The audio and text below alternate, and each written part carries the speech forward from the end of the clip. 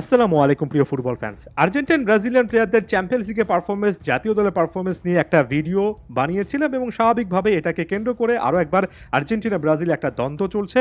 অনেকেই ব্যাপারটাকে ভালোভাবে নিয়েছেন, অনেকেই আসলে কি বলতে চাচ্ছি সেটা না বুঝেই নিজেদের মতো যা ইচ্ছা তা বলে যাচ্ছেন এবং ফুটবল ফ্যাগের আজকের ভিডিওতে এই বিষয়টা আমি আরও একবার ব্যাখ্যা করার চেষ্টা করব। না করলেও পারতাম, অনেকে বলবেন এই ব্যাপারগুলো নিয়ে কথাবার্তা আর না বাড়ানোই ভালো, তবে আমি সবসময় এই জিনিসগুলো অ্যাভয়েড করতে চাই না, কারণ ওই যে বলি বাংলাদেশে পারফেক্ট ফুটবল কালচারটা নেই। আমরা সব সময় কে কার পেছনে রাখতে পারি সেটাতে অনেক বেশি করে ব্যস্ত। সমালোচনা করতেও যে একটা কনস্ট্রাকটিভ ব্যাপার লাগে সেটা আমরা জানি না। সমালোচনা মেনে নেওয়ার পর সেটা যদি সত্য হয়, হজম করাও যে একটা স্কিল, সেটার ধারে কাছেও আমরা নেই। কনটেক্সটটাতে আরো একবার চলে যাই। কি বলেছি যে আর্জেন্টাইন প্লেয়াররা চ্যাম্পিয়ন্স লিগের সেমিফাইনাল ফাইনাল স্টেজ পর্যন্ত আসতে পারেননি। ব্রাজিলিয়ান প্লেয়ারদের একটা আধিক্য আছে। এটাকে যদি আপনি একটা জোকের ব্যাপার বানান, অর্থাৎ একটা মকারি, একটা হাসি ঠাট্টা তামাশা বানান, তাহলে আর্জেন্টাইন ফ্যান হিসেবে যে কেউই কিন্তু এই জিনিসটা বলতে পারেন, একটা প্রশ্ন ছুড়ে দিতে পারেন, তারাও হাসি তামাশা করতে পারেন যে চ্যাম্পিয়ন্স লিগে এত ভালো করা প্লেয়ার থাকার পরেও কেন ব্রাজিল জাতীয় দলে কোনো কিছু করতে পারছে না। আপনি যদি একটা দলকে নিয়ে হাসি তামাশা করেন, চ্যাম্পিয়ন্স লিগে তাদের পার্টিসিপেশন নিয়ে হাসি তামাশা করেন, তখন এই একই প্লেয়াররা জাতীয় দলের জার্সিতে একেবারে সেই লেভেলের ফর্মটা দেখাতে পারছেন না। সেই জিনিসটা একেবারে যৌক্তিক সমালোচনা মেনে নেওয়ার আপনার একটা গুণ থাকা উচিত। যদি আপনি সমালোচনাটা না করতেন, যদি আপনি হাসি তামাশা না করতেন, তাহলে হয়তোবা আপনি এই জিনিসটা যে মানছেন না সেটাকে যৌক্তিক বলা যেত। এর পাশাপাশি এই জিনিসটাও বলেছি, ব্যাপারটা একজন সাধারণ মানুষ, এমনকি আমি আপনি বললে একরকম লাগে, এবং ন্যাশনাল টেলিভিশনে বাংলাদেশের বিখ্যাত অ্যানালিস্টরা এসে যখন এগুলো নিয়ে হাসি তামাশা করেন, তখন একটা ব্যাপার একেবারে ক্লিয়ার হয়ে যায়, তারা এই জিনিসগুলো ইচ্ছাকৃত করেন।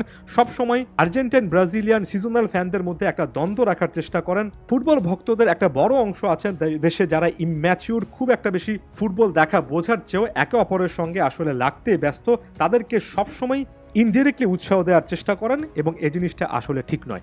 কনটেক্সটটা আমি আরও একবার ব্যাখ্যা করলাম। এরপর আমি দুটো স্টেটমেন্ট দাঁড় করাবো। একটাতে আমি একজন আর্জেন্টাইন ফ্যান হিসেবে আরও একবার আর্জেন্টিনার পক্ষে কয়েকটা লজিক নিয়ে কথা বলবো এবং আরেক জায়গায় আমি ব্রাজিলিয়ান ফ্যানদের ভিউ পয়েন্টটা তুলে ধরার চেষ্টা করব। প্রথমত আর্জেন্টিনার পক্ষে আসি। ব্যাপারটা এমন নয় যে আর্জেন্টাইন প্লেয়াররা চ্যাম্পিয়ন্স লিগে খেলছেন না মানে তাদের মান একেবারে কম। ইন্টার মিলানের লাউতারো মার্টিনেজ আছেন, গতবার ফাইনালটা খেলেছেন। হুলিয়ান আলভারেজ গতবার ট্রফি জিতেছেন। লিভারপুলে ম্যাকঅ্যালিস্টার আছেন। চেলসিতে এনজো ফার্নান্দেস আছেন। আমরা সকলেই জানি এগুলো বড় বড় ক্লাব, তাই বড় বড় ক্লাবে আর্জেন্টাইন প্লেয়াররা একেবারে কম, ব্যাপারটা আসলে সত্য নয়। দ্বিতীয় খুবই গুরুত্বপূর্ণ একটা কথা, জাতীয় দলে একটা দলের সাফল্য সবসময় বড় রকমের ম্যাটার করে। অনেককে দেখছি এখন জাতীয় দলে লিওনেল মেসিদের সাফল্যকে খুব একটা বেশি অ্যাকনলেজ করতে পারছেন না। অনেকেই বলছেন জাতীয় দলে ভালো না করলেও আসলে বড় রকমের প্লেয়ার হওয়া যায়। অনেকে এর্লিং হল্যান্ডের কথা বলছেন। হল্যান্ড সিচুয়েশনটা একেবারে ডিফারেন্ট। হল্যান্ড যে দেশটাতে খেলেন সেই দেশটার ব্যাপারে কারো কোনো আগ্রহ থাকে না। নরওয়ে একটা দেশ হিসেবে, ফুটবল নেশন হিসেবে এত বড় কিছু না, কিন্তু Lionel Messi, Angel Di Maria, এদের সিচুয়েশনটা একটাবার চিন্তা করে দেখুন।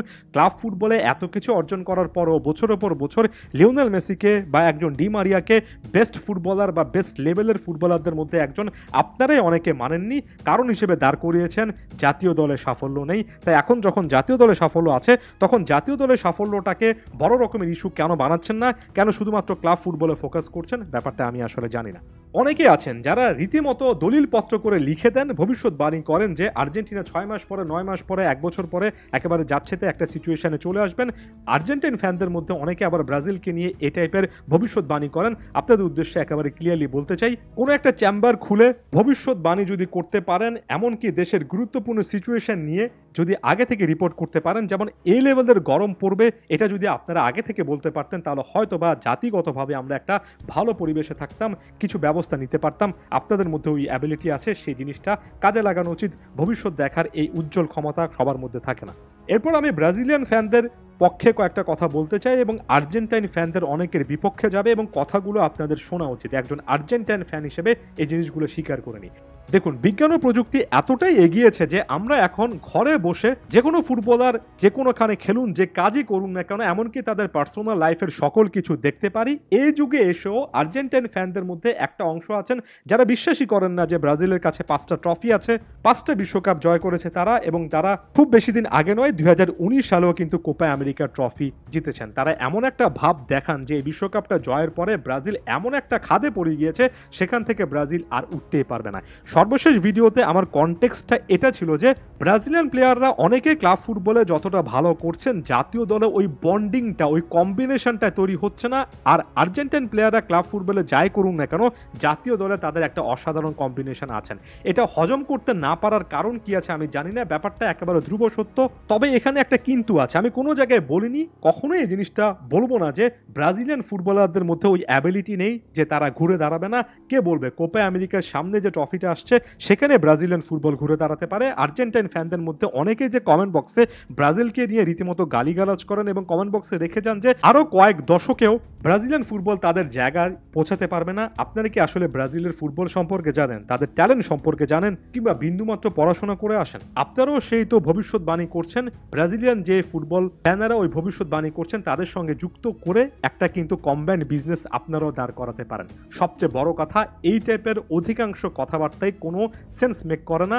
আপনি দিন শেষে আর্জেন্টাইন ফ্যান হন কিংবা ব্রাজিলিয়ান ফ্যান হন না কেন, এগুলো জাস্ট সিজনাল ফুটবল ফ্যানের মতো কথাবার্তা হিসেবে শোনায়। মনে হয় যে আপনি বছরে 8-10টা ম্যাচ দেখেন এবং এই 8-10টা ম্যাচকে কেন্দ্র করে আপনার ফুটবল জ্ঞান আপনি সারা বছর ধরে চালিয়ে যান। যারা রেগুলার ফুটবল খেলা দেখেন তারা খুবই ভালোভাবে কিন্তু কন্টেন্টটা বুঝেছেন। তারা হয়তোবা আর্জেন্টাইন ফ্যান হিসেবে খুশি হয়েছেন যে আমি আর্জেন্টাইন প্লেয়ারদেরকে মক করার বিরুদ্ধে কথাবার্তা বলেছি, তবে একই সঙ্গে তারা খুবই ভালোভাবে জানেন তার মানে আমি কখনো এই জিনিসটা বলিনি যে ব্রাজিল ফুটবল একেবারে রসাতলে চলে গিয়েছে। তাদের কমেন্ট দেখলে সেই জিনিসটা বোঝা যায়। আপনারা যারা এমন টাইপের মন্তব্যগুলো করেন তারা একবার কমেন্ট বক্সে ওই মানুষগুলোকে দেখে আসেন যারা প্রতিপক্ষকে সম্মান করতে জানেন, যারা নিজেরা মক করলে নিজেদেরকে যেমন ডিফেন্ড করতে পারেন, যেমনটা আমি আর্জেন্টাইন প্লেয়ারদেরকে মক করার কারণে ডিফেন্ড করেছি। একই সঙ্গে তারা এই জিনিসটাও স্বীকার করে নিতে পারেন যে তার মানে কোনোভাবে এটা নয় যে ফুটবল ইতিহাসের সর্বোচ্চ ট্রফি জয়ী ব্রাজিল দলটা একেবারে পানিতে পড়ে গিয়েছে।